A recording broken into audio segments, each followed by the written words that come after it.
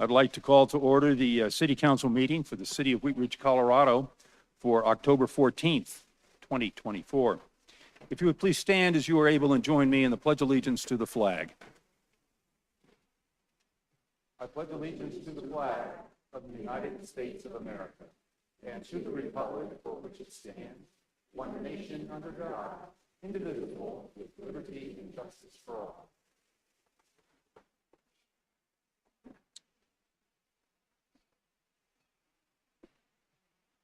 Thank you. Will the clerk please call the roll of the members? Jenny Snell, Present. Scott Ohm, Here.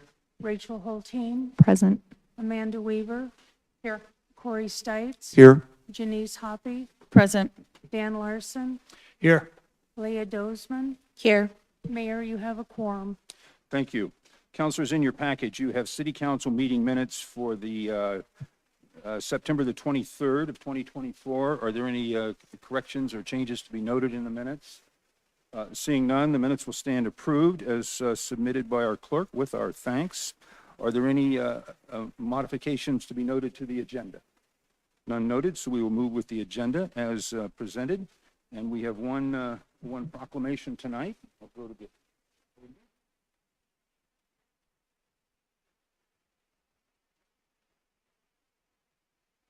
And if I could ask Director DeAndrea to join me at the podium. Tonight we have a proclamation recognizing Judy and Dave Bigheady, who are not able to join us tonight, but the Director DeAndrea is going to stand in for them tonight. So this is recognizing Judy and Dave Bigheady for 19 years of volunteer service to the Ridge Rangers Adopt a Road program. Whereas Judy and Dave Bigheady desired to provide a cleaner and more aesthetically pleasing environment for themselves and their neighbors, and volunteered for the city's Adopt a Road program in 2005. And whereas the Adopt a Road program, also known as Ridge Rangers, fosters a sense of community pride and responsibility, while also improving the visual appeal of roads, thus making them more inviting for residents and visitors. And whereas Judy and Dave cleaned up roadsides of 38th Avenue between Kipling and Wadsworth Boulevard at least once a month for the past 19 years. And whereas volunteers like Dave and Judy help to keep roadsides free of litter, thus reducing pollution and protecting local wildlife habitats and ecosystems. Now, therefore, I, Bud Starker, Mayor of the City of Wheat Ridge, and the Wheat Ridge City Council, do hereby recognize Judy and Dave Bigheady for their 19 years of valuable service to our community. Your dedication is truly commendable. Volunteers often form friendships through their participation in programs like Road Rangers, which in turn strengthen our community bonds.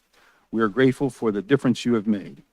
Dated this 14th day of October, 2024. And we have a nice plaque here, and I want to, you'll grab that one, and I'll grab this one, and we'll pull this out. It's a very nice, nice plaque here. We'll put that on the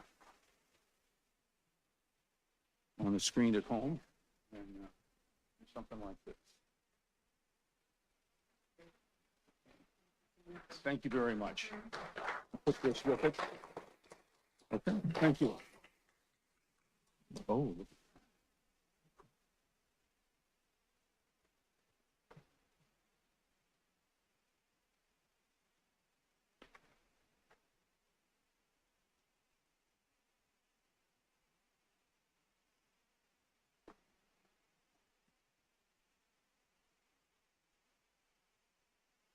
Thank you.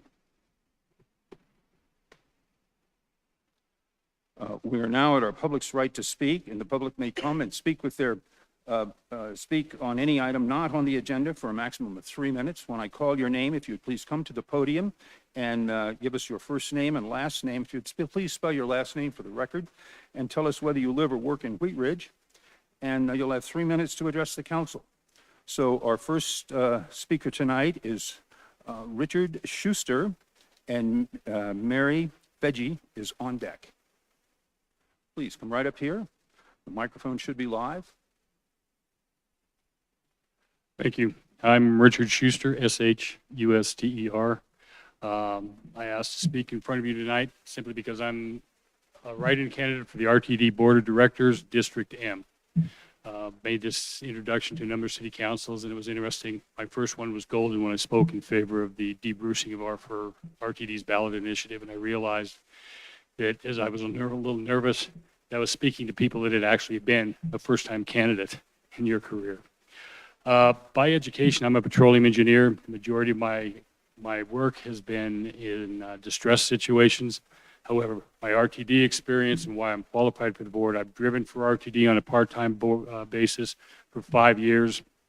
And on the other end of the coin, I came in top 5 the last 2 times the CEO position was opened up. The first time RTD was truly a distress situation. Dave Genova got the job, stopped the digging. Fast forward, he retired and Deborah Johnson took over. A lot of things have happened in a positive way with Ms. Johnson. They still need to keep moving forward. Communication is one of the 2 top priorities I have. The other is safety, but coming out of the oil business, safety is always the #1 priority. Communication, we all saw, as an example, they had a press release when they tore up the downtown tracks for the light rail, and everybody grumbled, but they understood. The Southeast light rail, its slowdowns, people found out when the snails passed them en route to the next stop. No communication there. The media's had a field day with it. I think those levels of communication, letting people know, are some of the paramount things that need to be accomplished.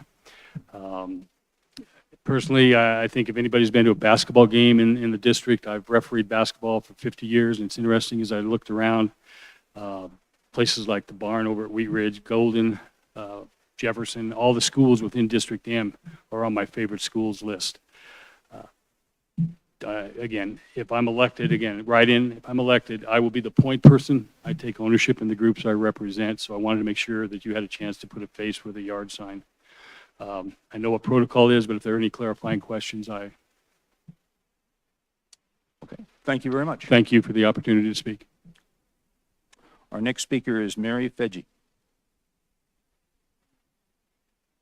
Good evening. My name is Mary Fedge. I live at 3465 Estes Street. It's spelled F-E-D-J-E.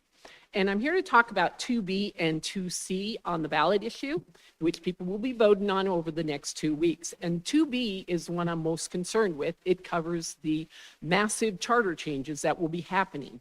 And I encourage everyone, before you vote, please go online, look under the Wheat Ridge website, go under legal documents, and pull up the 38-page red line charter changes that you need to read before you vote. And not to mention, it's like on the ballot, it says they're just getting rid of redundancy and just cleaning up a little clerical work. Well, the first page of that charter has the word citizen 7 times. It's replaced with the word resident. So are we telling people that they no longer have to be a U.S. citizen to vote in the city of Wheat Ridge? And then you look further into it, and you have the change of the occupancy. You used to have 3 people that were unrelated that were allowed to occupy 1 unit. Now it will be wiped out, and unlimited number can occupy that residence. And we are going to be they're wanting 21 units per acre for that development. So if you look at the development of the Lutheran development, it's over 100 acres. So you're talking, do the math on that one, it's massive. And then if you look at the massive power that they're turning over to the city manager, they're even taking out the word mayor, and the city manager will make a lot of the decisions that are going to be happening. That's what I was getting from reading this charter. And if you look at further and you get people passing that 2C, then you look further, it says that city council and a city manager can change it at their discretion for the city of Wheat Ridge to go as high and as dense as they would like, depending on how they choose to look at that development. I'm not happy with this, because I look at it as it's time for the citizens of Wheat Ridge to push back. They wanted to put in a Walmart on 38th and Wadsworth. We pushed back, got it to a much better development for that corner. Then they wanted to do a 64-unit apartment complex on 32nd and Kipling. Again, the citizens pushed back, and we ended up with 13 high-end homes that turned out much more suitable for that area. It kept the traffic low, it kept the property values high, and from what I understand, the developer ended up making plenty of money on that development. He even, from what I understand, he lives in one. And last but not least, remember when they wanted to do the 2-story marijuana facility on 38th and Kipling, 1 block away from the junior high? And again, the citizens of Wheat Ridge pushed back. I encourage everyone, push back on this high-density development that they want to put in over at Lutheran. It's time for us to keep our citizens in control of the city. Vote no on 2B and 2C. Keep the power here. Thank you. Have a good evening. Thank you. Those are all the speakers that I have signed up to speak, so we will go to our next item, which is agenda item number 1. Councillor Hoppe, would you please introduce this item? Thank you, Mr. Mayor. Council Bill number 20-2024, an ordinance amending section 11-534 of the Wheat Ridge Code of Laws concerning tobacco retail businesses. At issue, the code prohibits tobacco product retailers from operating within 1,000 feet of a youth-oriented facility such as schools, parks, recreation facilities, etc. The grandfathering clause of Code 11-534D nevertheless exempts those retailers who were in place on the effective date of Ordinance 1710, Series 2021, which created the 1,000-foot limit. However, if that retailer sells the business, the buyer of the business is not eligible for the grandfathering protection of that code section. Councilmember Hoppe, Dozman, and Hulteen requested that council consider an ordinance expanding the grandfathering scope of 11-534D to include purchasers of a protected location. Council provided consensus to proceed with the code amendment on September 9th, 2024. Thank you. This will be an ordinance on second reading. It is not quasi-judicial. It is a public hearing, and I'm going to open the public hearing. And Mr. Goff, do we have a staff presentation on this item? Thank you, Mayor. City Attorney will add a little bit more summary to this. Okay, Mr. Dahl. Thank you very much. The summary is good, and let me just add a few additional points. As was mentioned, this is a restriction that you see for liquor and other kinds of uses from schools and youth facilities. And the city adopted this particular provision in April of 2021 and recognized at the time that there would have been tobacco vendors within 1,000 feet of a school or a youth-oriented facility, and created an exception for those businesses within that circle. However, that exception did not apply then to a successor purchaser of the business, and this ordinance adds that exception. So it really reflects, it's hard to read probably in the ordinance itself, it's an extensive section, but it adds a second exception, so you can be a successor in interest to a retailer who was in place on, it'll be April the 12th, 2021. If you are a purchaser from that retailer and purchasing that business, then you are similarly exempt. It doesn't exempt you from having to apply for the business license, et cetera, and otherwise be properly authorized to conduct business, but you can buy that license basically, or buy that business and continue to be eligible. I will tell you that the retailer of particular concern here, one of his employees has come to the council a couple of times to advocate for this, and I'm informed that the business owner, Mr. Canal, is here in the audience tonight. I don't think he intends to speak. I don't think we have someone signed up, but I wanted to recognize that he's here. His employees have been here supporting this, and he's here tonight also supporting the ordinance. Thank you. Okay. Any others? Is that all the staff presentation? Okay. I have no members of the public signed up to speak on this, so we'll go to questions from council. Councillor Hoppe. Thank you, Mr. Mayor. Mr. Dahl, can you just please clarify that because someone is purchasing a business that is already in business that sells tobacco, that person also still has to go through all the state qualifications to be able to qualify for a license? It doesn't just transfer the license to that person's name? That's exactly right. And in fact, the language of that code section later on says you may apply for a license. So you're eligible to apply. And previously, of course, you weren't eligible because you were not a successor. As a successor, you weren't eligible, but we've made those successors eligible then to apply for a license. Thank you. Are there any further questions before I close the public hearing and ask for a motion? Seeing none, I'm going to close the public hearing. And Councilor Hoppe, may I have a motion on this item? Thank you, Mr. Mayor. I move to approve Council Bill number 20-2024, an ordinance amending Section 11534 of the Wheat Ridge Code of Laws concerning tobacco retail businesses, and that it takes effect 15 days after final publication as provided by Section 5.11 of the Charter. Second. We have a motion and a second by Councilor Dozeman. Is there discussion on the motion? Seeing none. Oh, Councilor Hoppe, excuse me. Oh, thank you, Mr. Mayor. I just wanted to, clarify that this was part of the original discussion in our original consensus, was that when we were making the new section of the code, we discussed that if someone were to, and you can qualify it through tobacco sales or even like tires. If someone was selling a tire shop and then they were told they weren't allowed to do brakes anymore, that's a significant piece of their business. It was not our intent to disqualify quality businesses or locally owned businesses or legacy businesses in our community. Further discussion on the motion? Seeing none, will the clerk please poll the council?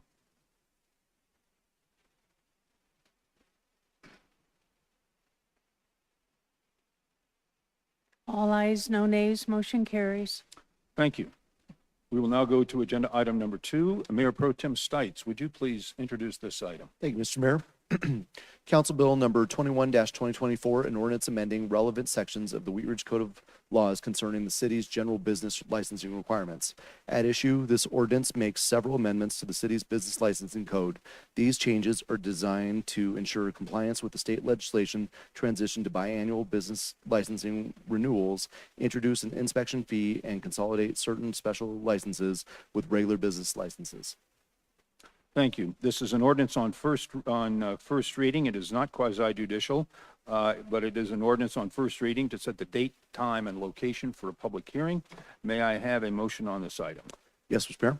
I move to approve Council Bill number 21-2024, an ordinance amending relevant sections of the Wheat Ridge Code of Laws concerning the city's general licensing requirements. Order it published.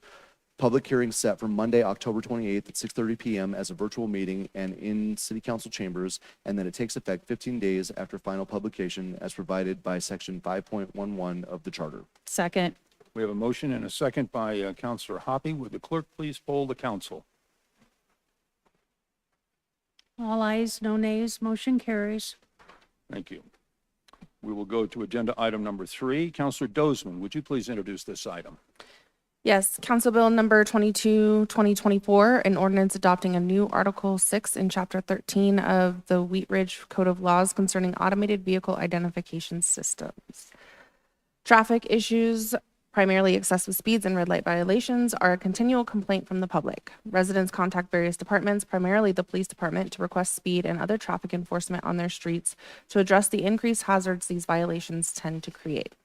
Wheat Ridge is a smaller community impacted by major roadways and highways often used by community members and non-community members alike.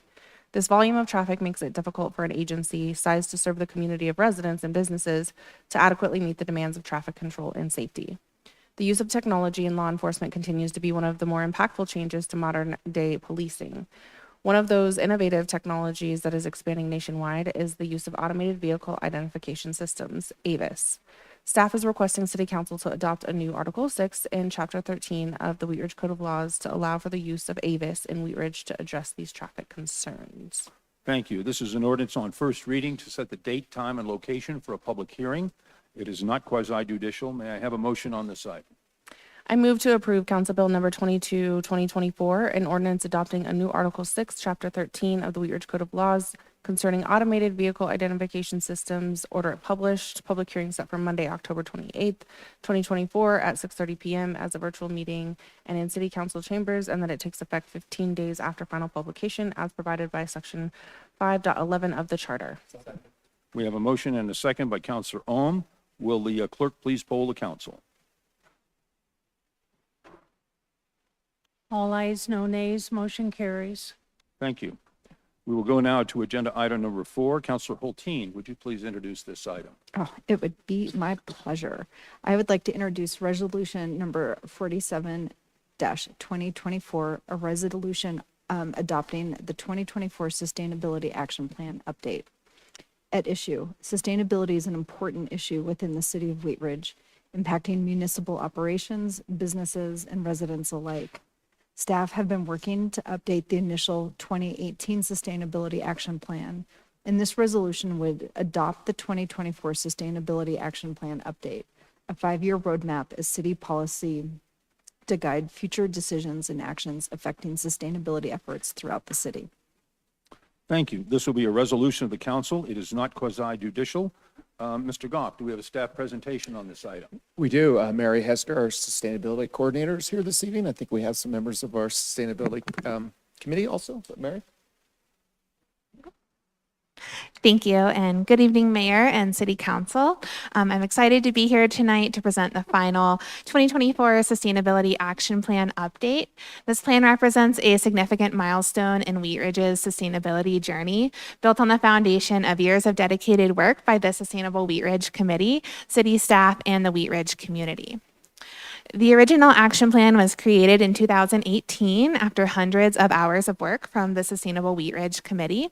And since then, the committee and staff have collaborated to implement its strategies. And I'm proud to say that as of earlier this year, 64% of that original plan had either been completed or initiated.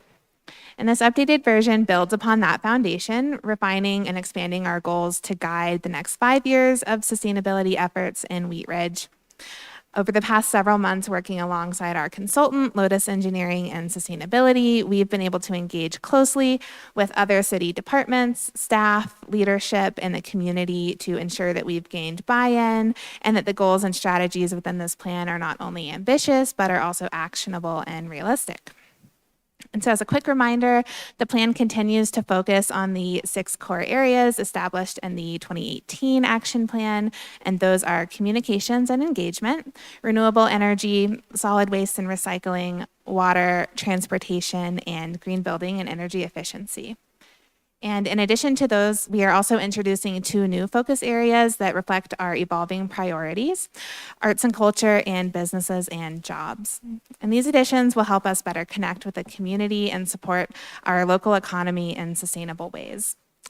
At the August 19th study session, Council provided suggestions for a couple of minor changes. And so since then, we've made sure that the plan is more inclusive of renters, mostly through tweaking the goals and strategies in the renewable energy and energy efficiency and green building focus areas. And we also added strategies to further clarify how we will achieve the green business-oriented goals in the businesses and jobs section. And aside from those updates and adding the final graphic design to the plan, it's the same as when you saw it at your last review. And so to wrap it up, staff recommends the adoption of this plan. Thank you again for your time and your ongoing commitment to Wheat Ridge's sustainability efforts. And I am available for any questions that you may have. Thank you very much. We have no members of the public signed up to speak on this, so I'll go to questions from council. Councilor Hulteen. Thank you, Mr. Mayor. So I know the answer to this, but I'm just asking a little bit rhetorically. So what we're doing tonight is actually adopting this plan. And just clarifying, the previous plan was not adopted by City Council, but rather was completed by the committee and yet still accomplished a lot within it. So I'm just asking for clarification. This would be our first adopted sustainable action plan by the city. Yes, that is correct. The first one. Great. Thank you. Additional questions or discussions before we move to a motion? Okay. Thank you, Ms. Hester. Councilor Hulteen, may I have a motion on this item? I move to approve resolution 47-2024, a resolution adopting the 2024 Sustainability Action Plan update. We have a motion and a second by Councilor Stice. Do we have discussion on the motion? Councilor Hulteen. Thank you, Mayor. Thank you, Mary, and thank you, members of the committee and all the staff who's worked on this. Mary touched on it in her comments, but what we have in front of us tonight is a sustainability action plan that has been thoroughly informed by our community and championed by our sustainability committee. It is an extraordinary brain test of people who have both the skill, but the dedication and passion to make sure that the Wheat Ridge that we really love and appreciate today is a place for future generations. And the only way to get there is through a stalwart commitment to sustainability, climate, and our resources. I think what we have in front of us is a really well-vetted plan. I really liked the adjectives that Mary used: ambitious, actionable, and realistic. Pie in the sky sustainability policies and ideas sound exciting, but if you can't actually take action on them, then they don't convert into the benefits we need to see in our community. So I am incredibly proud of what this is. I think the way it's structured really works across all departments in our city. I'm really grateful that this plan is actually within the city manager's office so that all of our department staff has direction to work with it. And as council, I just want to thank my peers for supporting this work. It's been a little bit heavy on my heart that we haven't had an adopted sustainability plan before tonight. So as you can imagine, I'm enthusiastically supporting this, but the real work's ahead of us as we, as the ideas that are in here, the specific strategies and actions come forward, for us to really continue to use it as a guidepost and to look not just for what staff brings forward, but for us to look at it as where we need to prioritize our actions moving forward. So just want to thank everyone, and I cannot wait to push the green button tonight, because a green button is the right button to push for a sustainability plan. Thank you, everyone. Thank you. Councilor Larson. Thank you, Mayor. And if I might, I have a statement I'd like to read on this issue. After careful review, I find that I cannot support resolution number 47-2024, adopting the 2024 Sustainability Action Plan update. There is much in the plan that provides useful guidance, especially its emphasis on gaining the support of residents from neighborhoods across the city. Any policy plan is only as good as the credibility and the support given to it by residents, businesses, and staff. There are, however, several deficiencies in the plan and at least 2 omissions that are glaring because they are so significant. The first issue of concern is an apparent lack of formal support from the previous plan by council. The update plan makes several references to council gratefully accepting, but not formally approving the sustainability report in June 2018. When I reviewed council meeting minutes from that time, I did find that at a study session on June 18th, 2018, council was presented a report by members of the Environmental Sustainability Committee. At that time, council raised questions about some of the unsupported assumptions made in the report and about potential conflicts with sustainability plan objectives and the city's affordable housing goals. At the mayor's request, council consented to receive the report with thanks, but took recommendations under advisement and to discuss implementation at a later time.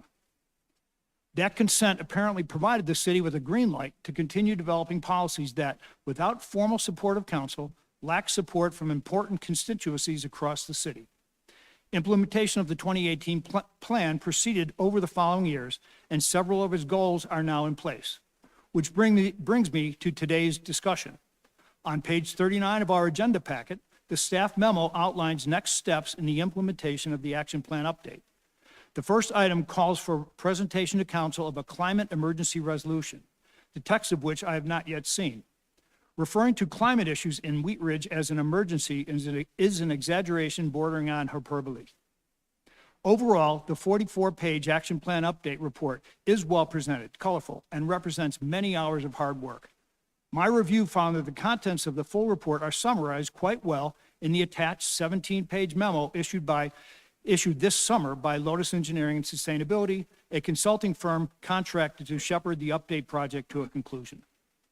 I commend the effort made to dig out the knowledge and opinions of council, city staff, the Sustainability Committee, and our residents. However, the report lacks authentic representation of the business community, and the participation of entire neighborhoods is largely missing.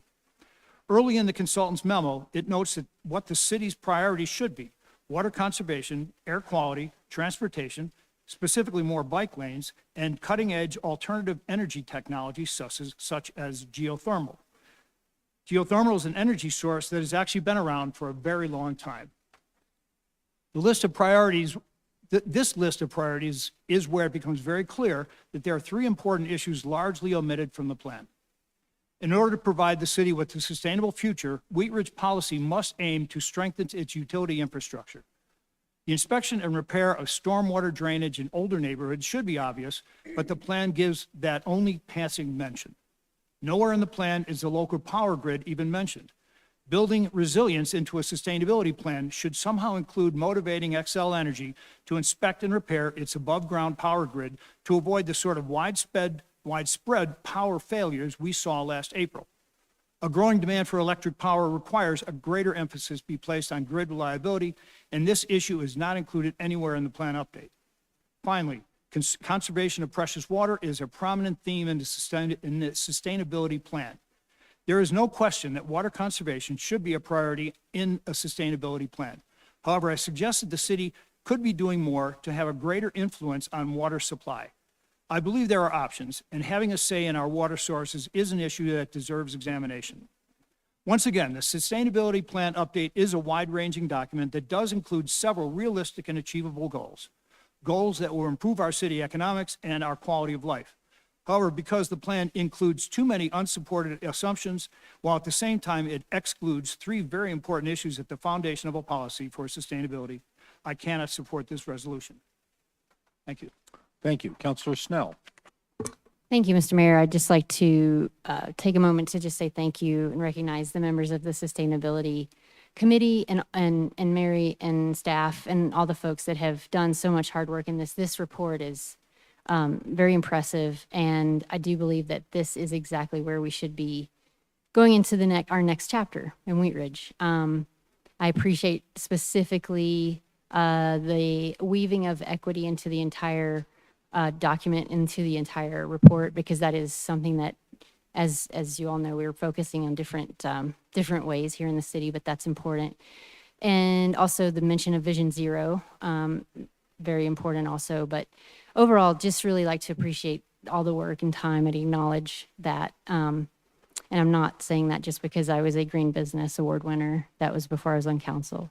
But I am very grateful that we do have a green business program, and I look forward to seeing that growing and being successful. So thank you. Thank you. Councilor Weaver. Thank you, Mayor Starker. I just want to thank everybody who did work on this. This is, I think, a great document, and I think oftentimes in the city we have to have a guiding document to create the steps. And so I'm super excited.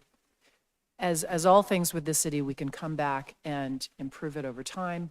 And I'm just very excited about it. And I do want to respectfully disagree with one of my colleagues in that it is a crisis. And I work in a Department of Environmental Science. I also run a farm, and all of the things are happening, and I can tell you they happen every day at a farm as far as lack of water and things like that. So I really appreciate, to me, we have to have a guiding document that acknowledges these things in order to start responding as a community. So thank you very much for your work. I'll be supporting this, and really appreciate it. Thank you. Councilor Hoppy. Thank you, Mr. Mayor. I also want to say thank you to our volunteers who have, many of them, been here from day one for countless hours in their own free time and through their passion have marched us down this road. I would completely disagree that City Council did not support the prior plan. We did support it. However, we were looking at budgetary needs and staffing needs, and at the time, our police department needed staffing, and we didn't have the money to get staffing for our environmental sustainability. You have to make hard choices sometimes around budget time. However, we did ask the committee at that time if they could still be dedicated and committed to it, if they could still do the work, and we said that we would find them some leadership and some staff further down the road, which we have done, and that's where we're at. And I appreciate you guys hanging in there and doing that work for us. Thank you. Thank you. Councilor Dozeman. Thank you, Mr. Mayor, and thank you again to all of the residents and volunteers that worked on this. I have been really supportive around the intentions and have really appreciated the grassroots efforts and just the organic nature of how everything has come to be about. I really am concerned with the implications, particularly around new businesses and development, and how this might inform policy moving forward in requiring energy efficiencies, or codes that would increase the costs of construction in an already difficult economy. So while I overall agree with many of the points, particularly around the community and neighborhood efforts, I really have a hard time specifically imposing this on our already hurting business community, particularly those small business owners, and would fear that upgrading their property or trying to attract a developer into the community, this might inform policy moving forward that would negatively affect that. So while I support it overall and the intent behind it, I am concerned about adopting it formally and putting it into policy to guide policy in the future. Thank you. Thank you. Counselor Ohm. Thank you, Mayor. I will be supporting this. I want to first thank staff. I know staff has put a lot of hard hours into this, and my co-counselor routine and all the volunteer work. This is the type of document that everybody worked really hard to go forward, and we have to keep moving forward. And this is something that we need to adopt. As far as the water conservation, I see every day at how that water supply is dwindling, especially downstream from us, and that it's going to take every community to come together, not just Wheat Ridge, but and I think Wheat Ridge has done a good job of showing leadership when it comes to water conservation and when it comes to sustainability. I think this is something that it's going to take time, and there might be some small changes as we learn, more efficient systems. But this is something that I'm definitely going to be voting for. Thank you. Thank you. Is there any further discussion on the motion? Counselor Hulteen. Thank you, Mayor. Something I'd like to point out that I think is unique to the sustainable Wheat Ridge work is that it is one of the most measurably successful areas of work that we do, in that literally everything that's in here is measurable, and oftentimes is measurable at a net benefit to the city.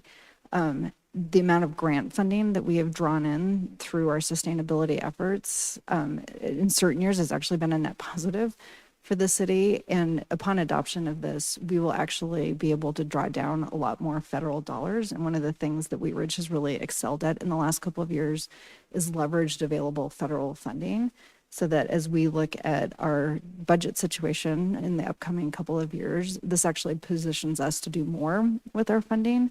So I think when we think about this, not just as sustainable policy, but as being conservative and accountable to our citizens for how we're spending our tax dollars, I will say of everything we pass, this is one that has the most accountability and accounting measurability and net benefits that we can actually point a finger to and track. So I think it's one of the things that makes it great, and the one that we've been working off the last couple of years.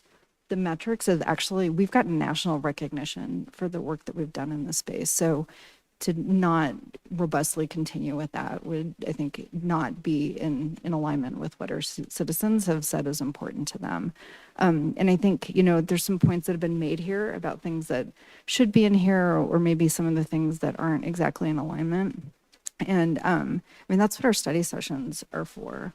And I know we talked a little bit about the grid resiliency and the undergrounding of utilities, and it was discussed that this isn't the document where that shows up. I think as a council, we should remain committed to that. And I think that's something that we could bring forward as a study session around how we more proactive with the Public Utilities Commission and Excel around being partners to ensure that our community isn't subjected to some of the grid resiliency issues that we've seen throughout the state. So I definitely support us as a council, being committed to that. But anyway, I just wanted to respond to a couple points that were made tonight. And I think the measurability and the net benefit that this creates to the city is one of the unique aspects of sustainable policy. So thank you. Thank you. Will the Pardon me, will the clerk please poll the council?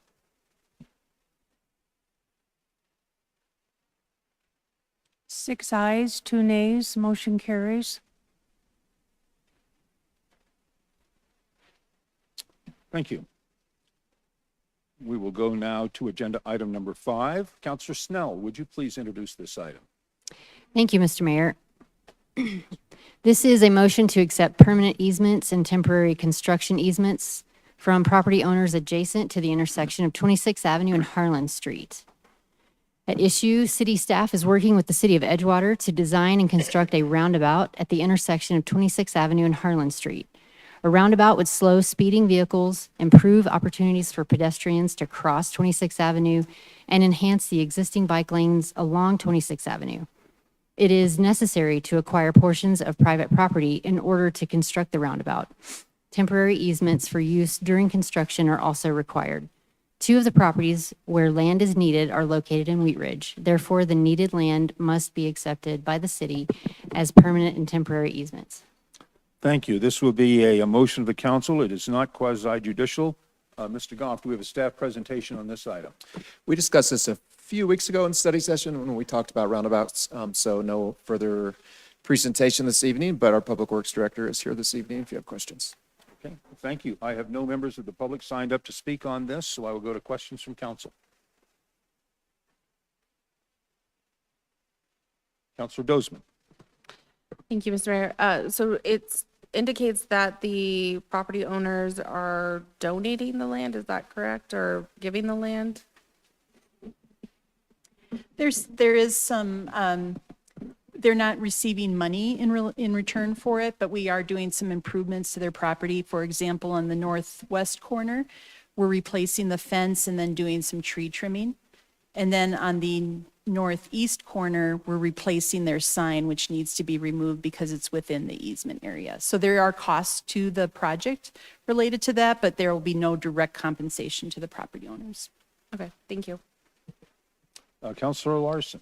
Thank you, Mayor. Real quick question. I know that this involves another municipality, Edgewater. First off, are we continuing having discussions with Edgewater on this? Is this an ongoing topic, or is it this sort of, okay, here's what we're doing? They're actually leading this effort. So Okay. they've taken the lead on the design, and they will oversee the construction as well. So it's really been Edgewater that's kind of determined the schedule, and our goal is to get the easements in place. We'll probably bid the project, or Edgewater will, in probably November, December timeframe, and then they'll start construction sometime probably early spring. So it's really a project that's being led by Edgewater, and we will reimburse them for our share of the costs once the project is over. So you'll see probably in a few weeks here an IGA with an intergovernmental agreement between Wheat Ridge and Edgewater related to this project as well. And do we know if Edgewater has been able to approach their property owners about the easements? Yes, so they need to acquire property on the southwest and southeast corners, and there have been in those discussions, and they presented the easement documents to those property owners as well. Thank you. Any further questions on this item? I had one, Director DeAndrea. These types of roundabouts or circles offer an opportunity for some visual impacts in the center of the circle. Is there anything fun planned for this location? Not at this time. So staff has been talking, and we're potentially going to use this as a public art installation, either through Edgewater or Wheat Ridge. So it has the potential for that. In the beginning, right now, what's planned is just a grassed area, but with the potential for something in the future. Are we going to irrigate the grass, irrigated? No, it'll be more of a wild seed Okay, native mix native, that'll be put in there. Non-irrigated grasses. Correct. Okay, thank you. Any further questions before we go to a motion? Okay, thank you. Councilor Snell, may I have a motion on this item? Yes, Mr. Mayor, I move to accept permanent easements and temporary construction easements from property owners adjacent to the intersection of 26th Avenue and Harlan Street. We have a motion and a second by Mayor Pro Tem Stites. Is there discussion on the motion? Councilor Ohm. Thank you, Mayor. I just first want to say thank you to staff, the city of Wheat Ridge, and our neighbor, city of Edgewater. This is a really good project, and I'm really fortunate that we have such good neighbors that can, work together on a project like this on roundabouts. Very excited about it. Thank you. Thank you. Councilor Snell. Just another thank you. I'm happy to be working with Edgewater. They are, pardon the pun, a little bit further down the road with the roundabouts, and so I am happy that we're working with them. I know that this is a street that we share on our border, and I know that just even recently we've gotten some correspondence from some residents concerned with speeding and just overall bad traffic behavior, driver behavior in the area that this may affect. And so I'm really happy for us as a community to be able to move forward with this, to do some serious traffic calming. So thank you so much for all the work. Thank you. Councilor Larson. Yeah, thank you, Mayor. And to add on to that, I would think that a project like this should give our public works folks some good experience on building roundabouts, because we have a few in our future. Okay. Any further discussion on the motion? Seeing none, will the clerk please poll the council? 8 ayes, no nays, motion carries. Thank you. Our next agenda item is item number 6. Councilor Larson, would you please introduce this item? Thank you, Mayor. This is it's a motion to cancel the November 4th, 2024 City Council study session. At issue, the City Council study session of November 4th, 2024 currently coincides with the week of the upcoming November 2024 election. The City of Wheat Ridge has signed an intergovernmental agreement to run a concurrent election with Jefferson County. The Wheat Ridge City Council chambers is an advertised Jefferson County polling place. As such, the City Council chambers will require election equipment, election judges, and the utmost security to ensure a valid election free from protest. It is for these reasons that staff and the City Clerk's office request to cancel the November 4th, 2024 City Council study session. This will be a motion of the council. It is not quasi-judicial. Mr. Goff, do you have anything further to add to that? Okay, I have no one from the public signed up to speak on this, so do any councilors have any questions on this item? It's reasonably self-explanatory. Then Councilor Larson, may I have a motion on item number 6? Yes, Mayor. I move to cancel the November 4th, 2024 City Council study session. We have a motion and a second by Mayor Pro Tem Stites. Is there any discussion on the motion?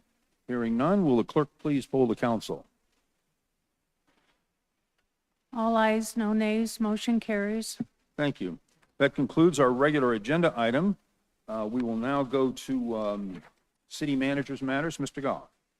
Thank you, Mr. Mayor. I'll defer my comments until after the special study session. Okay, thank you very much. City attorney's matters. Mr. Dahl. Thank you. I do have one matter. I was asked to just respond to a concern about a phrase that's in ballot question 2C, which, as you know, has to do with the height limitations on the Lutheran campus. The phrase that is of concern, it's in the proposed question, and it would be in the charter if approved. And that's the phrase, without modifying any current zoning on the property, preserving existing height and density limitations in the Code of Laws unless and until modified through future ordinances approved by the City Council after public hearings.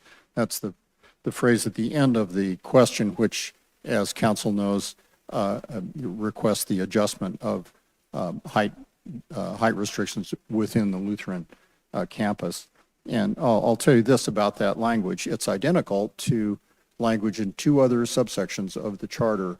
Council might recall that the charter was amended to provide for the changing and adjusting of height limitations in the various urban renewal authority areas in the city, the town center, the Wadsworth corridor, the West 44th Avenue, and the I-70 Kipling. And this language is present in those 2 charter sections as well. And it's there for the reason that it emphasizes and makes clear that the charter provision, and if approved, this new one, if approved, does not create a rezoning and doesn't create, and rezonings are what establish height restrictions within the charter's limitations on property. But merely the charter itself does not create a rezoning of property. And this phrase is basically saying the authority of council would have authority to adjust height within the limitations proposed in the ballot question. And as I say, it's identical to language that has been in the charter for some time for those urban renewal areas. And lastly, I would say that there's no citywide council authority to amend or to change height restrictions above what the charter says as a result of this phrase. In fact, it's actually the reverse, which is that the authority, if granted, is restricted to the Lutheran campus, and the charter and the council would still have to act on rezoning to approve any particular heights within the Lutheran campus, again, within the adjusted height limitations that are proposed in ballot question 2C. So that's the thumbnail sketch that I can offer you. Okay, thank you, Mr. Dahl. Thank you. We'll go to elected officials matters. We'll start off with Councilor Hulteen. Thank you, Mr. Mayor. I appreciate Mr. Dahl providing some clarifications on what the ballot measures are actually addressing. And it's my understanding that nothing that is on the ballot this fall actually addresses the density of the sites. Is that correct? It's That's just correct. This yeah. is height only. Yeah, so the comments that were made about density were also not correct. I bring that up, I mean, this is an election season. Everybody please vote, register. You can actually register the day of election day and vote the day of. It's incredibly important to vote, but it's also incredibly important to be informed about what you're voting. And even more so, we're elected officials. We have, I think a higher level of obligation around accurate information. But this is a time when there's just a lot of misinformation that's flying about, whether it's a local election or statewide, national.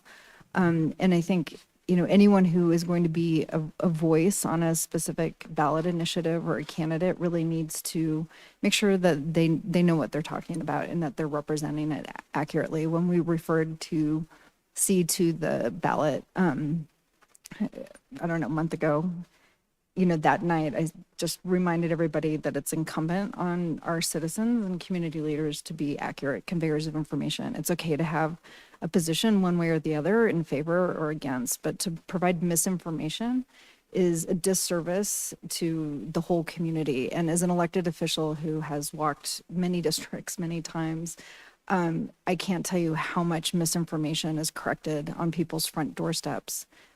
Because they've heard, from somebody they've trusted who's told them something that's just flat out not correct. So I think we heard a lot of things earlier tonight that, just weren't accurate. And so I really encourage everybody, there's great information on the city's website on What's Up Wheat Ridge. You can go learn what the ballot initiatives are, what the cleanup of the charter does. It actually also cleans up the single gender that's in there. It actually gets rid of like a unigender charter. And there are things in our charter when it was first written that were tied to when it was enacted, and some of the just rhythms of our civic life then were addressed in the charter that no longer even apply now. So it's a modernization of the charter. It doesn't fundamentally take away rights of our citizens. In fact, it brings it more in line with what our citizens can do and should expect from us. So just reminding everybody, double check your facts. It's okay to have opinions on either side of things. Just make sure they're accurate. And I just always appreciate voting season. I'll say it again, get your ballots in. They should be in your mailbox. So, all right, thanks. Councilor Snell. Thank you, Mr. Mayor. I think I'll wait until after the special study session. Okay. Thank you. Thank you very much. Councilor Dozier. Nothing at this moment. Thank you. Thank you. Councilor Larson.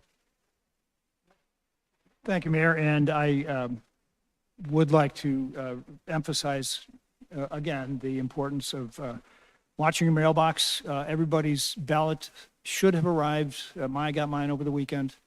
And if yours doesn't arrive in the mail in a day or two, I would contact the county clerk and find out why you haven't received it yet, because you should. There are a number of important issues coming up this election, and if you're paying attention, then you should have a good idea how you want to vote and vote your own conscience. But I would also recommend that in the famous words of one of my heroes, Elmer Fudd, be very, very careful of what you believe on social media. Thank you. Councilor Ohm. Thank you, Mayor. I would just like to say to the public that please, fact check everything. There has been some misinformation out there, which is disappointing. And, if you have questions, it's like, ask your council representative. If it's a state issue, we get the blue books. There's information online. The city has a lot of great resources. And so really I would just implore the public to, if you have questions, ask the questions and try to find some answers from more than one source. And the city has a lot of good information on the websites. And definitely reach out to your council representatives. Thank you. Thank you. Councilor Weaver. Thank you, Mayor. I also want to just clarify a couple of the statements that were made earlier tonight. Mr. Dahl, can you verify a few things? That the change to the word resident does not change that only citizens can participate in an election? No, that's correct. If you're eligible to vote, you're eligible to vote, and your residency, your citizenship status isn't relevant to that. It's your residency. Yeah. So us changing the wording to resident doesn't affect any of those things. And the second thing I'd like to clarify is there was something said about the number of people in a house, and I know that you and I have had lots of conversations about that. And could you just explain that is a law that's at the federal level?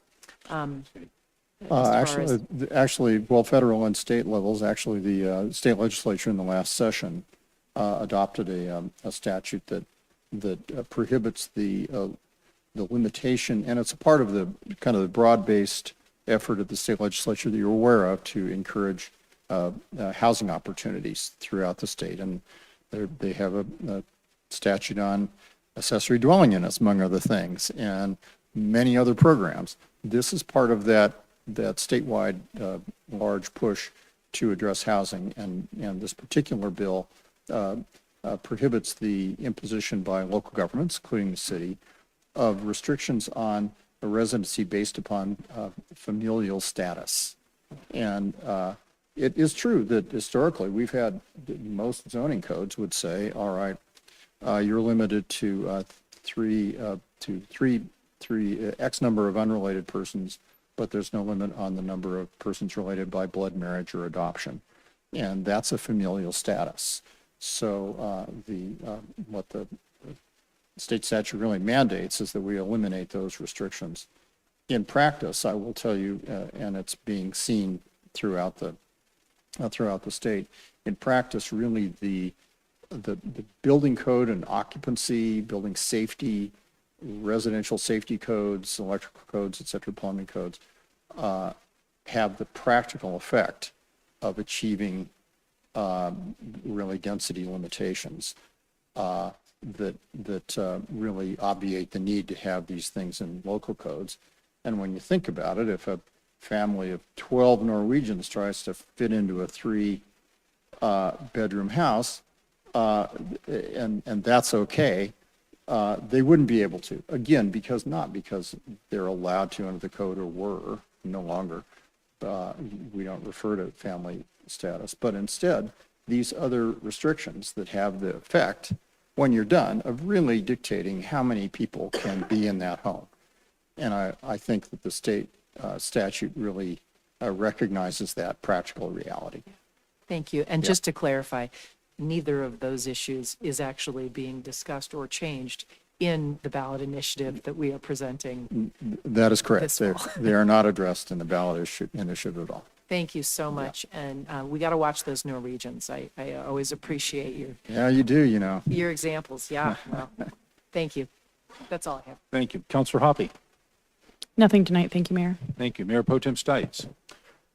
Thank you, Mr. Mayor, and I'll agree with all my colleagues that voters really need to look at the flyers, think about it a little bit, and then check the source, because if it's the same, if it looks the same as the flyer that came out a year ago and the year before that and a year before that and a year before that, and it was no on everything then and it's no on everything now, the message is the same, and the research is unfortunately the same, because many of the facts that we heard tonight and many of the things that we heard and can read in the flyer is very inaccurate. And I had the fortune of spending Saturday morning guest hosting Coffee with the Mayor, and 2C and 2B were big topics during that. And the 12 or 13 people that were there really had some good questions about it based on some of the things they've seen on social media, some of the flyers they've received, and we were able to go through that. And I believe, and like we've all seen, I believe anybody who's actually had 2C explained to them and what is trying to be done at the Lutheran campus has really been supportive of it. It's the people who have not taken the time or been given a lot of misinformation that are very against it. So I hope that people will take the time to do that, and I hope as counselors we can maybe spend some time and go out and help educate the public as much as possible, because this is really a big deal for our community. Another thing I was able to do a couple weeks ago was step in and present our council partnership award at the Business Awards breakfast, and we gave that to the Clear Creek Makerspace, and Makerspace has been a fantastic partner for us and for the city and for the city staff. So we want to thank the Makerspace for being an awesome economic catalyst for the area and for the county. Also, I want to recognize our two Business of the Years. Lutheran Hospital is our big Business of the Year this year, and I think we can all tell why. They've done a fantastic, built a brand new facility. It's going to be a huge catalyst for our city. And then I also want to recognize, and one of our big favorites is Clancy's Irish Pub, longest running Irish pub in Colorado, I believe, and absolutely phenomenal owners, Jeff and Liz and Joey, all do phenomenal job there. So really want to thank Clancy's. And you know, as long as we're talking about businesses, you know, if you think about 2C and you think about all those businesses that we have existing here in Wheat Ridge, they all need more customers. I haven't walked into any business that has said, hey, I've got enough customers, hey, leave me alone, I'm good. So think about that as you're voting on 2C, and think about those small business owners, not the Starbucks of the world, but the small business owners on 38th, 26th, 29th, Youngfield, Kipling, 44th. All of those businesses need those customers in order to stay alive. So, and that helps keep our business alive, or keep our city alive. That's how we pay for everything as sales tax here in the city. So please support 2C, please support 2B, and that's it. Thank you. Thank you, Mayor Pro Tem Stites, and I want to thank you for taking my place on Saturday. Appreciate you stepping in and having a good meeting, second Saturday with the mayor. I want to follow up on your Wheat Ridge Business Awards. We, the city, in conjunction with the business associations and the chambers of commerce, put this on an annual basis. We really recognize new businesses and old businesses that are in Wheat Ridge, and it's, you know, I have the honor to MC that event, and it was really a great event. Steve Art puts a lot of work into that with a lot of members of our staff. So I want to congratulate them and thank them. And it's really impressive when you look out and see the number of new businesses and and the energy that our business community generates in our community, and we appreciate that. I had the pleasure to help in a ribbon cutting ceremony for Lutheran Hospital, a new medical office building that's right adjacent to their new hospital, and it's really a beautiful facility. Councilor Larson was there, and several of you were there, and I really appreciate Lutheran being there. They've been a great partner for us, and we look forward to continuing to work with them in the future. I have a word that from Director DeAndrea that Wadsworth Boulevard is at 75% of completion, so we're really moving forward on that. That's been, as you all know, a long time coming, but it's really looking good. They're doing, I think, some of the last major sections of paving this week, and we're really glad that we've got some great fall weather to be able to lay that down, and really looking forward to having a great new boulevard through our town. So that's all that I have. We are going to have a special study session start right after this meeting. Is there any further business that we need to conduct before we adjourn and open our study session? So I'm going to adjourn this meeting, and we will move just directly into our study session.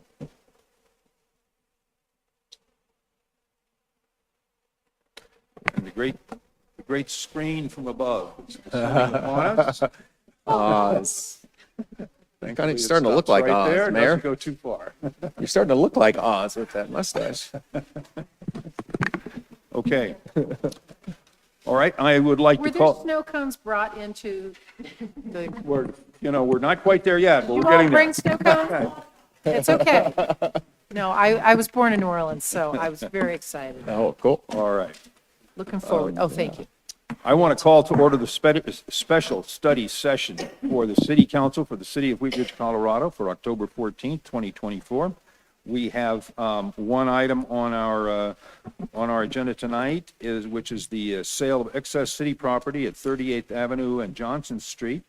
We will start our meeting as we usually do with any comments from the public. I have no one signed up to speak on this, so we will move past that part of the agenda, and I will go to Mr. Goff for a staff presentation. Great. Thank you, Mayor. Mayor and Council, thank you for allowing us to bring this forward this evening. I believe it's a very exciting project you will all like. The city was recently approached by Wheat Ridge residents Kyle and Aaron Ballou, who are here this evening, right here, my neighbors, for proposed retail development at the southwest corner of 38th and Johnson, next to Discovery Park. I think most of you know the city does own this parcel. It was determined excess property when the Discovery Park was developed back in 2008, 2009.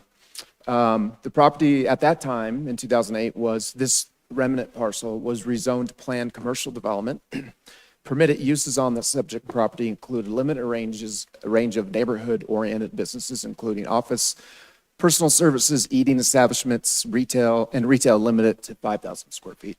The proposed retail use, which you'll hear about tonight, would be a permitted use. The city's charter does require a 3/4 approval by city council to sell city-owned property. Although there was an extensive process in 2008 and 2009 to rezone and designate this property for commercial use, it's still identified in the current Park and Rec Master Plan as parkland, which I believe was an oversight. The city charter requires a unanimous vote of city council to sell parkland. If council chooses to move forward with the sale of this parcel, staff does have several options. Mr. Dahl has some comments on the legality of if this is parkland or commercial land, so we will talk through that. But first, I would like to invite Kyle and Aaron up to present their vision for this project to you this evening. You have some graphics on your screen, but you can come to the podium. Introduce yourselves and tell us a little bit about what your vision is. Of course, thank y'all for having us tonight. I'm Aaron Ballou. Kyle Ballou. My husband. I grew up in New Orleans. I've been in Colorado for 20 years now, but we still go back several times a year. We bring the kids. We have a 3- and 6-year-old boys, and we go back to visit my family. And every time we're there, we hit up the snowball stands. And so then we get back here, and they're like, "We want to go to the snowball stands." And there are some trailers, there are some shaved ice trailers and that sort of thing, but there's not this feel, this community, a place to go hang out, have an ice cream, have a snowball, sit outside, gather. And the thing that we like best about this property is it being right by the park, in between some schools, easy walkable. Our son is at Prospect Valley. We could bike there, and we live 2 blocks away. We're at Hoyt. We back up to the Wheat Ridge High School track, so we're right there. And so we just love this property, kind of where it's at. And again, I grew up with this, and so this is definitely a passion of mine. I worked at a snowball stand for 6 years growing up. So I know all about snowballs. And I have taught him about snowballs. Thank you for having us and taking some extra time on this. I know it was kind of a little last minute addition, but the property that this is, or that we hope this is on is, we just think it's perfect for something like this. From what we've talked about with Wheat Ridge residents and just the feel of everything, trying to activate that as an extension of the park and really a community gathering spot. You know, there's definitely some trash that acquires there. The bus stop can get some things that happen. So I think trying to finish that off, if it's with the vision that you all and Wheat Ridge citizens like, is just a win-win. We're super excited for it, being in our neighborhood and activating the space. I think it could be a great cash infusion to the city for budgetary other stuff and property taxes, et cetera, for something that really, where it's just the community gathering spot of where Aaron grew up it's every time you go, there's 30 people and they're all there eating snowballs, but just talking to each other. And in this day and age, I think we can use more of that. And that's what we're most excited about, is to meet all the people and just kind of bring back some of the old times that you used to think about when you think about an ice cream stand and stuff like that. So. And you always see people going after like sporting practice and stuff Yeah. like that. And again, we're right back up to the high school. We're seeing football practice going on, track practice going on weekends, band practice, like, you know, to be able to walk someplace like that with the family afterwards is just, to us, would be really special. So if you guys have some questions, we can field that. We can kind of give you an overall, just as far as, I don't know if you have the picture up of the site plan or can, or if you guys know the property, there's kind of an existing parking lot. It looks like one, yeah. So that's an image that where the cars are is really an existing parking area, which we would keep there. There's some really good parking in there, and then there'd be parking on the curb. So we'd also we wouldn't try to do an entrance off of 38th. I think that's a big thing because of traffic coming into Apple Ridge is already congested and it just doesn't need it. So that would, I think, help as well. And then it's going to be a pretty small footprint as far as the building. We're looking at maybe 1,500 to 2,000, so well under the zone district, but a lot of outdoor activation space that you can see on here with maybe some lighting, some almost kind of canvas, picnic tables, outdoor games. Again, just really a community gathering spot to come grab something and see it. So. Thank you. When we look at the graphic, is Johnson Street on the bottom? Yes. Okay, so Johnson Street's on the bottom, and I think that would be 38th Avenue on the right-hand side? Yes. Okay, just to orient us. So questions from council? Councilor Weaver. I love this. Having spent a lot of time as well at places like this in New Orleans, it's what many of us have hoped for, I think, on this corner.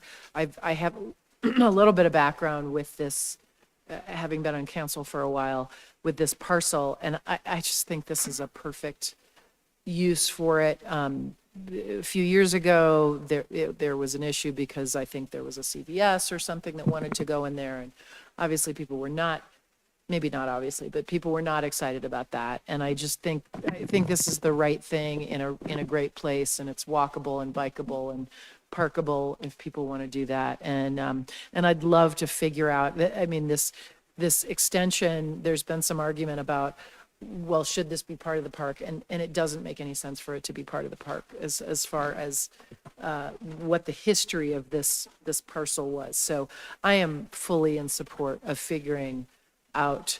So I guess my question to the city is, they would buy this property. So this would stop being Correct. A remainder. this thing. Yeah. Yeah, and the Parks Department has designated this as excess property. It's not needed for Discovery Park. Yeah. It's not needed for our park inventory. We would just as soon get rid of it. And honestly, the intent was for this to sell it for commercial use. I think it's a great buffer as well. So, the right thing in the right place. And then we can stop talking about this parcel of land. So that's how I feel. Okay. Thank you. Councilor Rome. Thank you, Mayor. Where did Is Director Deandra still here, or she just leave? I think she's here, but, or no, she's gone. She's gone.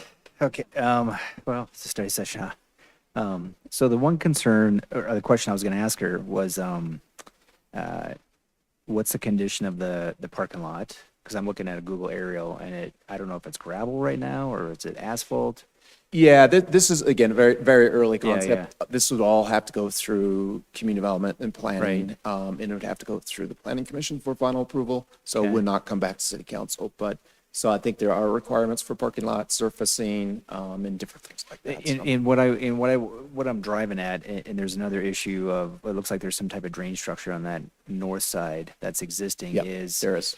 I don't have any objection per se to the concept, what this is, the selling of the property. I have no objection to that. But what I wonder, what I would ask Director Deandra is, like, is this going to, it looks like there's very little hardscape on this property, and I know if there's a certain amount that then it triggers more detention. And so perhaps this may not trigger it because it doesn't look like there's going to be a lot of hardscape. Of impervious or pervious surface, impervious surface. Yeah, so that's that, and Yeah. I know that's a little more detail, but I don't want everybody to get Yeah, no. detention, to get super excited, and it's like, well, now we gotta Yeah. have this expensive Yeah. detention. And Kyle's very familiar with that. I believe Kyle is a developer and is currently building townhomes in Wee Ridge. So I Okay. think he's familiar with the city's processes. Great question. I actually already talked to the head of the civil department, Rocky McSalka, and have a great relationship with Rocky. There is an inlet and a kind of a natural retention area on the north side of there. There'd probably need to be a little bit more as far as a buffer from that.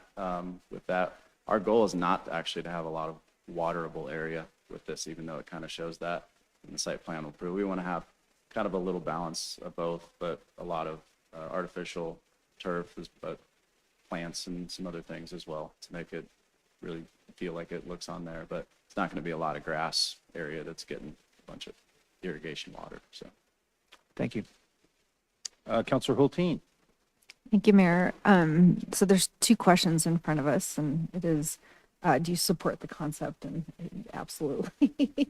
I was fortunate enough to be friends with, still am friends with Paul Tamburello when he first conceived Little Man Ice Cream. And I remember sitting in his office and he pulled open the book and he was like, I've got this little triangle next to in the Olinger property, which actually my dad transacted to Paul.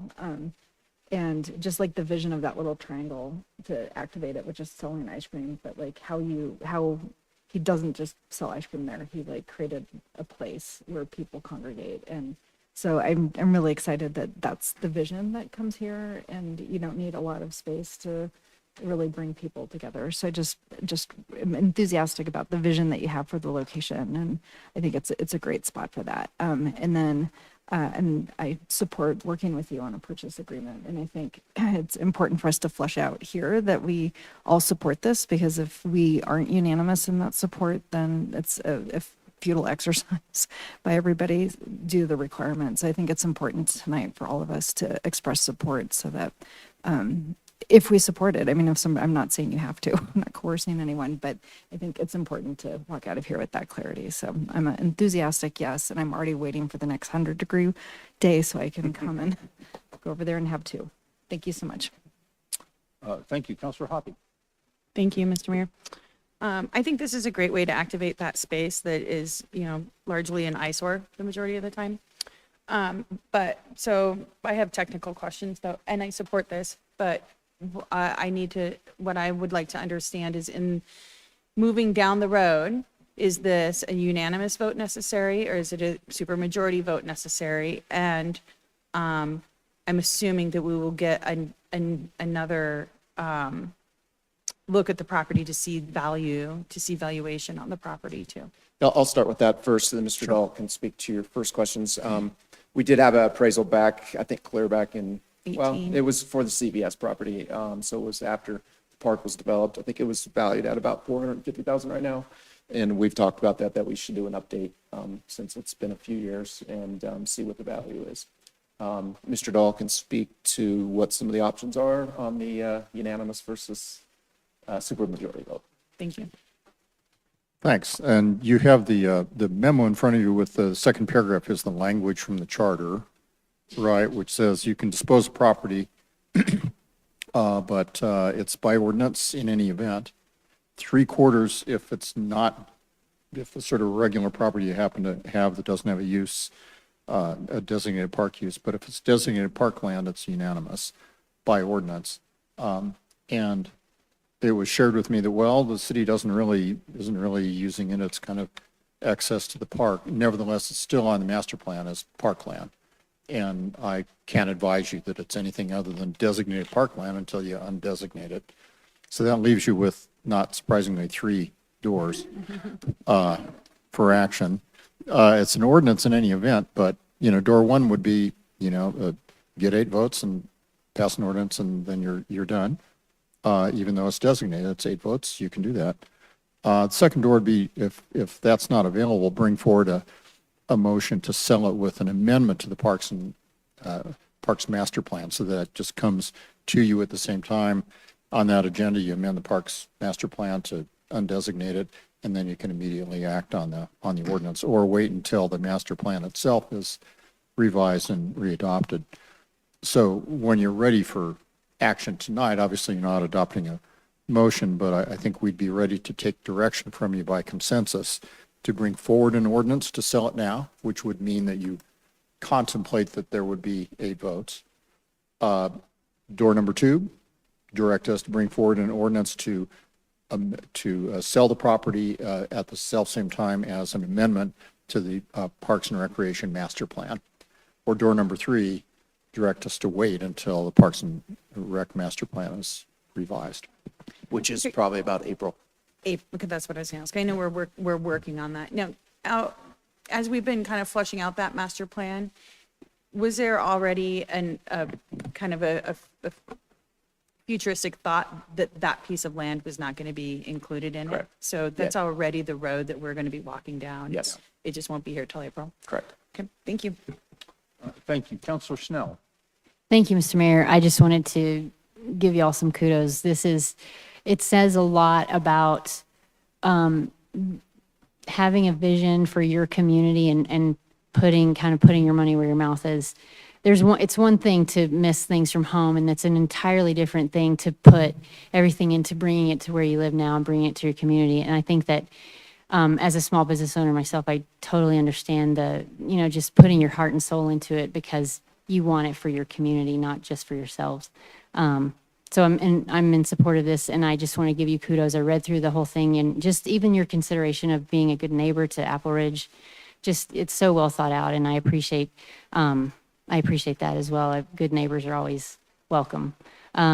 So thank you so much for that, and can't wait to have a banana split. Thank you. Counselor Dozeman.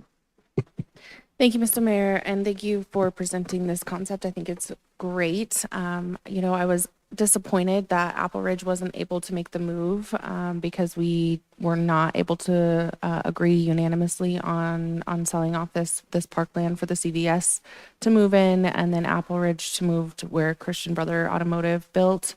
However, I think this holdout was actually worked out in our favor, because I think this is a much better use of that space as far as a small business, locals, and would do wonders for activating this area that is definitely an eyesore. I do believe that because I think it was in 2018, correct, when that happened, that since it was designated parkland and we haven't fully adopted the new parks master plan, if we were to move forward, I would feel like it would be the same situation in 2018 where it would require a unanimous vote. And it sounds like we have pretty decent support for that. And I think that this would be an amazing asset and addition to the community. So thanks for bringing it to our attention. Thank you. Mayor Pro Tem Stites. Thank you, Mr. Mayor. And, this is a great addition to District 3 and that corner. And as a former Everett student myself, it would have been nice to have been able to go across, and as my daughter's about to go there next year, it would be nice for her to be able to go across the street and get a ice cream or something on her way home. So that's really cool. I think I'm the last one to speak on this. So can we get a consensus to move forward? You're not the last. I'm not the last Nope. one? Oh, okay. Well, because I think we can move forward with an That's 8-0. okay. Okay, Counselor Larson. Thank you, Mayor. And just so I'm clear on this, because it's still a little foggy in my brain. The property is now zoned planned commercial development. Yes, And, well, I'm guessing that zoning's been in place for a while, since 2008. 2008. So the process would be, if we go forward with it, it would be a use by right for what these guys have planned. Correct. It would require a special SDP to go through Planning Commission. It would not come back to City Council except for the sale agreement. Right. Yep. Okay, no, that answers my question. Thank you. Counselor Hoppy. Thank you, Mr. Mayor. I just would like to ask our city attorney, Jerry Dahl, to me, it feels cleaner to sell and amend the plan, also knowing that further on down the road, it wasn't going to be a part of the plan anyways, but it just seems cleaner to sell and amend the plan. And so I just wanted to ask quickly, is that, we would amend the plan, and then after that, we would do the sell. So the way it would line up in the agenda was we would amend the plan and then we would do the sell. That's right. And that's correct. You'd probably run first reading of the sale ordinance to get that out of the way, but then you'd set for second reading public hearing, you'd have the plan first on that meeting and then the second reading of the sale ordinance. And I wanted to be very clear that if we amend the plan and that piece of property is no longer considered parkland, and then we accept the sale agreement, that they still then have to go through all of the other steps before they can build it. All of the steps that are required for that property. Correct. Yeah, they'll have to go through community development, do an SDP, get a specific or site plan. Again, it just goes to Planning Commission though, not to council, because it's already zoned properly. Properly. I'd like to ask for consensus to. Can you wait a minute? Oh, sure. Okay. I had a couple of questions. I grew up in the state of Maine, and the snowballs that we had there were apparently different kind of snowballs, because the only time you ate them was whether if they hit your face, you'd kind of lick a little bit. So this is a different kind of product. But tell me, is this something that you envision being open on a 12-month basis throughout the year, or do you think it would close down in the winter, or how do you think that would work? Yeah, we think we would close down for at least 3 or 4 months. Yeah, probably 3. Okay. Just to try to keep it open during the brunt of winter, would not be that many people there. So I'll also mention the snowball stand I worked at, the owner of it, he's owned it for 50 years. He worked there when he was 11, picking up trash outside, and he and his wife met there. So I've talked to him, and he said, you got to take it away from him. So he's like, with snowballs, he actually closes mid-October, and then he opens up again in March. But again, we figured, it might be a good little respite. Take it away from him. He's like, it's like football. You got to take it away from him for a little bit.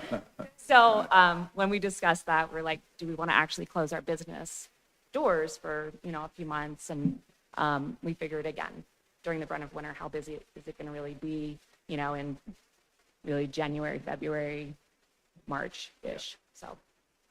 And then in terms of the structure that you plan to build, this would be, it would have indoor plumbing, and are you planning on indoor seating or kind of a walk-up sort of arrangement, or?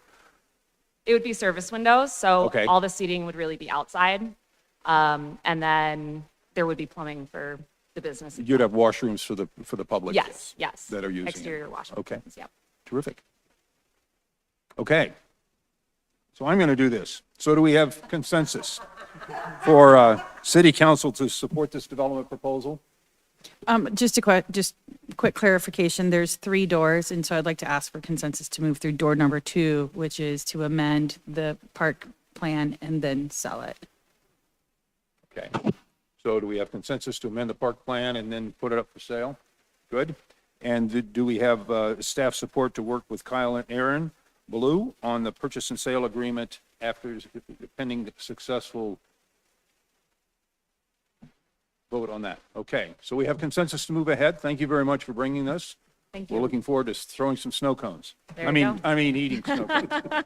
Okay. Thank you all so much. Thank you. Thanks for your time.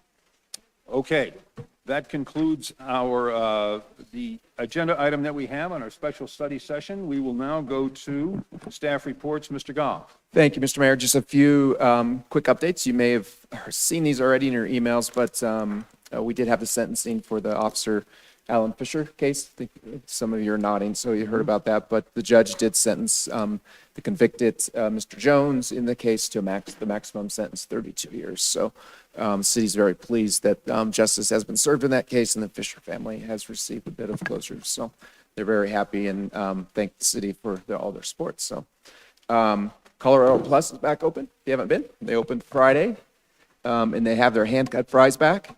So specifically for me, Eugene was very nice to bring those back. You got a machine that will actually cut them now, so his employees don't have to cut them. Oh. So they had So they're not, well, they're not really, they're hand cut, but by a machine. okay. Yeah. Okay, the machine cut. So check it out. They had a banging night Friday. That was crazy. They had to turn people away even. So check it out. You all should have received either electronic copy or a hard copy of your 25 proposed budget book. The public can access the budget on the city's website and at What's Up Wheat Ridge, and the hard copies in the city clerk's office if you want to review it there. We plan to present the budget to you all on October 21st at study session. So in the meantime, if you have any questions, please give Ally or myself a call. We want to make sure that you understand everything that's in there. And then Maria sent out an email, I think last week. We're working on a schedule for this Wednesday if you want to participate in paving Wadsworth.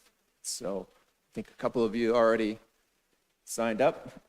So she's working on a schedule sometime between noon and 4 on Wednesday. So you can actually ride along on the big paver when they're laying some of their last concrete for the project. So if you're interested in that, let us know as soon as possible so we can get that scheduled. That's all I got. Thank you. Okay, thank you. And we have elected officials' reports. Raise your hand if you've got a report. Councilor Snell. Just a couple of things. I wanted to also say, yay, Colorado Plus is open again. Another great business to support, and I'm so glad that Eugene is up and running again. We're grateful to have him. I wanted to also just send some kudos out to our community in general. The Halloween decorations this year are phenomenal. And I think that in light of all of the heavy stuff that I think is on a lot of our minds, with everything going on, it's just maybe people are just throwing themselves into decorating for Halloween, but whatever it is, I love it. And I really am impressed with a lot of the decorations I'm seeing in yards. So just a little fun thing there. And then finally, in the previous regular session, I would just like to echo some of my colleagues spoke up and talked about making sure everyone is doing their research and their homework on things that are on our ballot, citywide, statewide, nationally. It's important for us individually to be educated on what we're voting on. It's a great responsibility. And so if there's ever any question on anything, I will just say again, Councilor Ohm said this, but please reach out to your counselors, reach out to someone if you have questions, because these are important issues and really important for our community. So that's it. Thank you. Thank you. Councilor Larson. Thank you, Mayor. And just real briefly, I'd like to report out that this last Wednesday, I joined a group of volunteers and we visited businesses along West 44th, dropping off the Explore 44 business packages, which include the window stickers and some information about the Explore 44 program. And now that it's up and running, you should see more and more evidence of the business community on 44th coming together to promote that. West 44th is a tremendous place to go and shop. Thank you. Further elected officials' reports. See too many hands up. We will conclude here in a few minutes, but we'll be back here next week for a study session. For our budget To presentation. discuss the budget. So you have your budget books and your budget. We'll your bring budget popcorn. online non-books. So. We'll bring popcorn. Study hard. There'll be several quizzes along the way. So if there's no more business to come before this study session, we will stand adjourned. Thank you all very much.